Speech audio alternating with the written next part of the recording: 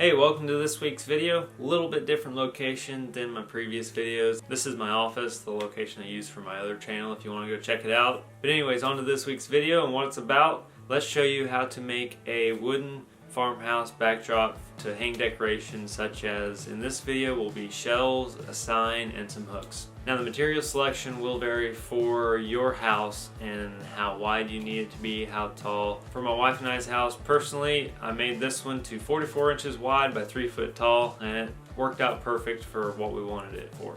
Also, this video is a little different. I did a bunch of different angles and while I was going along making this thing, and hopefully I'll be able to do a lot more of these and different how-tos in the future. So with that being said, I'm going to give you the materials that you need and then check out how I made it, and we'll see you at the end. So the basic materials that I used for the height of the backdrop were 1x3s, and at the top I put a 1x6 to create a different section for the shelf that will be sitting at the top.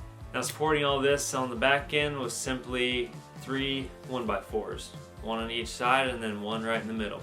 And to finish it all off, I stapled in each of the 1x3s and the 1x6 to the back supports with 1 1/4 inch brad nails. And the rest is simply painting or staining it to the color of your choice and hanging it up.